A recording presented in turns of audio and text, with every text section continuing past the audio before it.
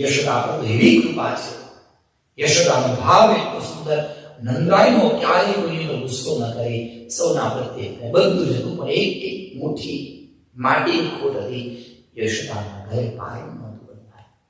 યશોદા રોજ ભગવાનને એમમાં જઈને પ્રાર્થના કરે, એમને મહારાણી કૃપા કરો, એક સંતાન આપો, એક સંતાન.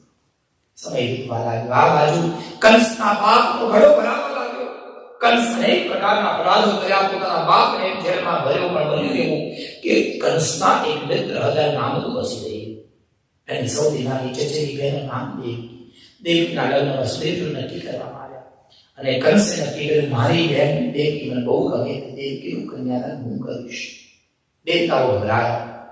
આટલા બધા પાપ કર્યા પછી જો આ કંસ દેવકીનું કન્યાદાન કરશે તો બધા પાપ ધોઈ જશે અને આ પુણ્યશાળી બનશે. એટલે એના પાપનો ઘડો ભરાય એવું કરવું પડે.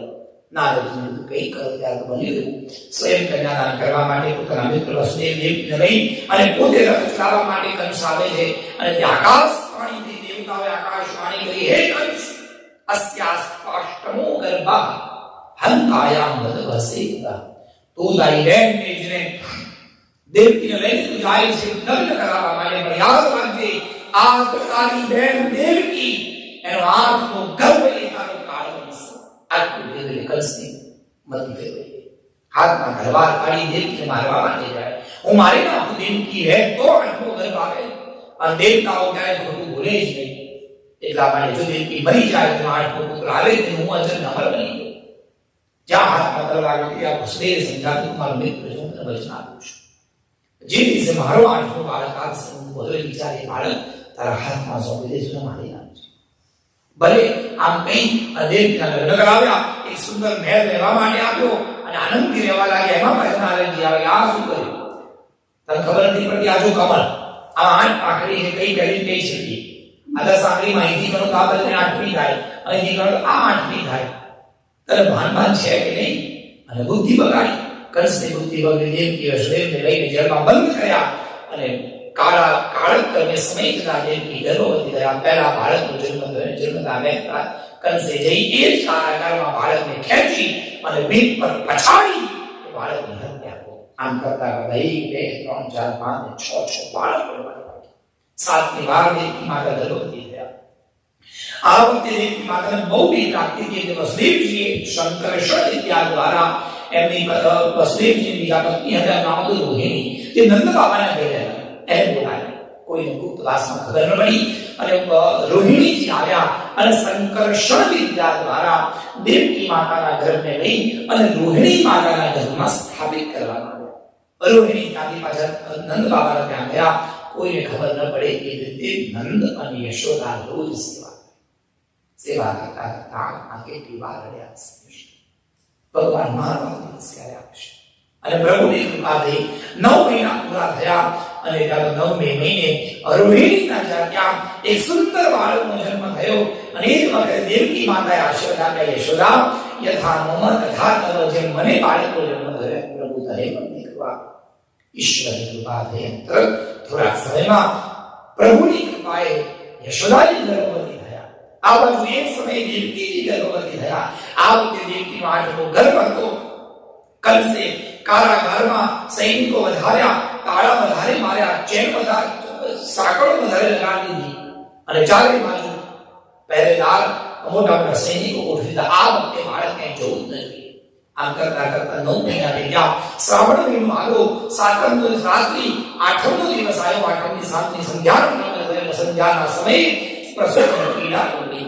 દેવકી માતાને પ્રસૂતિની પીડા થઈ, અને જોત જોતામાં સંધ્યાના સમયે દેવકી માતાના ગર્ભમાંથી એક બાળકે જન્મ લીધો. તેજ રૂપે પ્રભુ બહાર પડ્યો. તેજ રૂપે પ્રગટ્યા, અને એ જ વખતે દેવકી માતા અને વસુદેવ બંને ભેગા થઈ ભગવાનની ગર્ભસ્તુતિ ગાઈ. ગર્ભમાં રહેલા ભગવાન સ્તુતિ ગાય અને ગર્ભસ્તુતિ કહેવાય. અને એ ગર્ભમાંથી ભગવાન ચતુર્ભુજ સ્વરૂપે પ્રગટ થયા. એટલે ચતુર્ભુજ સ્વરૂપ પરમાત્માનું સ્તવન કરવામાં આવ્યું, સ્તુતિ કરવામાં આવી. સત્યમ પ્રથમ સત્ય પરમ સત્યમ સત્ય સયોનિ નિહિતમ સત્યે. સત્ય સ્વરૂપ પરમાત્માના ચરણમાં વંદન કર્યા. દેવકી માતા ખૂબ રડ્યા, પ્રભુ તમે જન્મ ન લેશો, ન તો મારો ભાઈ તમને પણ મારી નાખશે. ભગવાને કીધું, માં તમે ચિંતા ના કરશો, આજ મારી માયા છે. મારો જન્મ બરાબર રાત્રે 12 વાગે થશે અને એ જ વખતે આ જેલના દરવાજા આપોઆપ ખુલી જશે. તમે મને લઈ અને નંદ બાબાના ત્યાં મૂકી આવજો. નંદ બાબાના ત્યાં મારી માયાનો જન્મ થઈ ચૂક્યો છે, એને લઈ આવજો, બધું બરાબર થઈ જશે. એ પ્રમાણે બરાબર રાત્રિનો સમય ગયો. રાત્રે બરાબર 12 વાગ્યા અને ભગવાનનો પ્રાદુર્ભાવ થયો. પ્રભુ ગર્ભમાંથી બહાર પધાર્યા. ચતુર્ભુજ સ્વરૂપે હતા. દેવકી માતાએ કીધું, પ્રભુ 4 હાથ વાળો દીકરો કોને ગમે? 2 ગાયક કરો. એટલે ભગવાને 2 હાથ ગાયક કર્યા અને પ્રભુ 2 હાથ બાળક બન્યા. પ્રભુ મારે આટલો મોટો દીકરો નહીં, મારે તો રડતો દીકરો જોઈએ, બાળક રડે તો ગમે. એટલે પ્રભુ રડ્યા, રોજ રઠાના. ભગવાન રડ્યા. રડવાથી દેવકીના મનમાં બહુ જ આનંદ થયો, પણ બીજી જ ક્ષણે મનમાં દુઃખ પણ થયું. દીકરો જતો રહેશે. એટલા તો જ્યાં બાળકનો જન્મ થયો આપોઆપ જેલના તાળા તૂટી ગયા, આપોઆપ દરવાજા ખુલી ગયા. જે સૈનિકો જાગતા હતા બધા સૂઈ ગયા. મહેલના દરવાજા આપોઆપ ખોલ્યા. એક છાબડી લીધી, એમાં એક કપડું બાંધ્યું. વસુદેવજી હાથમાં બાળકને લઈ અને એ છાબડીમાં મૂક્યા. ખૂબ પ્રેમ આપ્યો, વંદન કર્યા અને એને આમ છાતી સરતા છાબડી લઈ અને વસુદેવજી ત્યાંથી જેલમાંથી બહાર નીકળી ગયા. ચાલતા ચાલતા ચાલતા મહેલની બહાર જાય. આપોઆપ ભગવાન બધું જ કરી દીધું. ધ્યાન આપજો. ઠાકોરજી ઘરમાં આવે તો ધીરે ધીરે બધું જ સંભવ કરી દે છે. સંભવ થયું. બહાર ગયા, ભયંકર વરસાદ વરસે. એટલા કાળા વાદળા, કશું જ દેખાય નહીં. ચારે બાજુ ભયંકર મુશળધાર વરસાદ વરસે. અને એવા વરસાદમાં વર્ણન કરે છે, તબ દ્રવક દાદુર દ્રવક દહેકત મોર મલાર ગિરા, તબ પીરુ પીરુ શબ્દ પુકાર ચાત કો કે કંઠ ગિરા. રાત્રે દેડકા બોલવા લાગ્યા, બોલો જય શ્રી કૃષ્ણ. રાત્રે મોર કું કરવા લાગ્યા, પપિયા બોલે, મોર બોલે, કોઈ બોલે, પક્ષીઓ અવાજ કરે. આવું કશું જ સંભવ નથી. રાત્રે ક્યારે પક્ષી બોલે? કહેવત છે કે ગરજતા વાદળા કોઈ દિવસ વરસે નહીં અને વરસે કોઈ દિવસ ગરજને. આ ઉલટું થઈ ગયું. ગરજે પણ છે ને વરસે પણ છે. યમુનાજી નાડા થયા. યમુના એટલે નાડા થયા કે કેટલી બધી નસીબદાર કે કૃષ્ણ પહેલી વાર બહાર નીકળ્યા તે મહારાજ ત્યાં પધાર્યા અને યમુના તો ભગવાનને અડવા માટે કૂદકા માર્યો. પાણી હવા સુધી, આકાશ સુધી. વસુદેવજી કનૈયાને પોતાની છાતીથી છાપી દીધો. ધીરે ધીરે યમુનામાં પ્રવેશ કર્યો. કમર સુધી પાણી હવે ભગવાન ઊંચા કર્યા. કૃષ્ણ ભગવાનને માથે બેઠા અને આ બાજુ બલરામજી શેષ ના રૂપમાં છાય બનીને આવ્યા. ઉપર ભગવાન સુંદર વરસાદથી ભગવાન છત્ર બની ગયા. આગળ આગળ જેમ જેમ વધે યમુનાજીનું પાણી જાણે વધતું જ જાય. ભગવાનને ખબર પડી મારા પિતાજીને તકલીફ ન પડે એટલે ભગવાને જરાક પગ બહાર કાઢ્યો અને જાય યમુનાજીએ ભગવાનના ચરણને સ્પર્શ કર્યો. આ તો પલભરમાં યમુના એકદમ શાંત બની ગયા. ગંગાનું પાણી સફેદ, યમુનાનું પાણી કાળું. યમુનાજીનું પાણી એટલે નામ છે કાલિંદી. અને કાળું બહુ સરસ લાગે નહીં. આ તો કૃષ્ણ એટલે સરસ લાગે, પણ જે શ્યામ હતા ભગવાનનો સ્પર્શ થયો એટલે યમુનાજી પણ અત્યંત સુંદર બની ગયા. એટલે નામ પડ્યું શ્યામ સુંદર શ્રી યમુને મહારાજ. શ્યામ સુંદર બન્યા. યમુના શામ થયા. રસ્તો થયો. ભગવાનને લઈ વસુદેવજીને પાર ગયા. ગોકુળધામમાં ગયા. બધા સુઈ ગયા. બધા સુતા રાત્રિના અંધારમાં. વસુદેવજી ઘરની બહાર ખાટલામાં સુવે. નંદ બાબા ખાટલામાં બહાર સુવે. અંદર યશોદા સુવે. વસુદેવજી નંદ બાબાના ભવનમાં પ્રવેશ કર્યો. આપોઆપ દરવાજા ખુલ્યા. અંદર જઈ જોવે યશોદાની બાજુમાં એક નાનકડો દીકરો બને. યશોદાજીને પણ પ્રસૂતિ થઈ ગઈ, પણ કોઈને ખબર જ ન પડી. ન પ્રસૂતિની પીડા, ન પ્રસૂતિની વેદના, કઈ ખબર જ નહીં. બાળક રમે, વાકડિયા વાળ, નાના હાથ, નાના પગ, સુંદર આંખો જોઈને વસુદેવ તો મોહિત થઈ ગયા. આ બાળકને લીધો, એ બાળકને ત્યાં મૂક્યો અને ત્યાં યશોદાના કોખમાં નાનકડી રમતી દીકરીને હાથમાં લઈ લીધી. છાબડીમાં સુવાડી દીધી. દીકરીને માથા પર લીધી.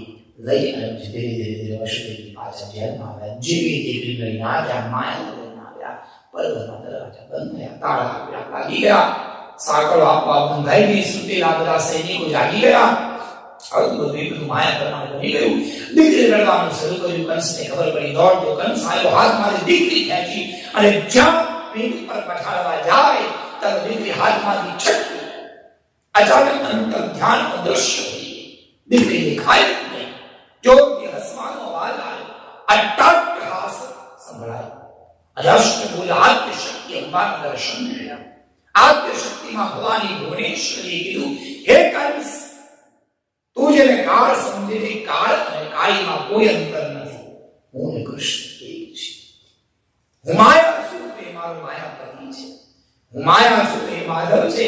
યાદ રાખજે, તને મારનાર માધવે ક્યાં જન્મ લઈ ચૂકે. તારો કાળ નિકટ છે. જાગ તૈયારી કરે. પલવરમાં જગન્મા અંત ધ્યાન એક ક્ષણમાં થાય. કંસની આંખની સામે ગભરામણ ઉઠી ગઈ. ચક્કર આવવા લાગ્યા. જમીન પર પડ્યો કંસ. કશું વિચાર ના આવે. મહેલમાં જઈ પથારીમાં જઈને પડ્યો. શું કરવું કંઈ ખબર જ ન પડી. ચારે બાજુ અંધકાર. ઘરમાં આગ લાગવા લાગી. બધા અશુભ સંકેતો થવા લાગ્યા. એક બાજુ ભયંકર ગંદુ વાતાવરણ મથુરામાં, અને આ બાજુ પરોઢનો સૂરજ ઉગ્યો ગોકુળમાં. એકદમ શાંત ગામ. હજુ તો પરોઢિયું થયું. લોકો ઉઠ્યા હતા. પરોઢિયા ગાતા હતા. પરોઢિયાના ભજન ગવાય. ગાયોના ગળામાં ઘંટડીઓ વાગે. નંદ બાબા ઉઠ્યા અને જોયું કે આ ગળામાં ઉભેલી આ ગાયના આંખમાં આંસુ છે. નંદ બાબાને દુઃખ થયું. વળી મારી ગાય કેમ રડે છે? દોડતા જઈને ગાયના માથે હાથ મૂક્યો. માં, મારી કોઈ ભૂલ થઈ ગઈ? ગૌ સેવા કરવામાં કોઈ અપરાધ છે?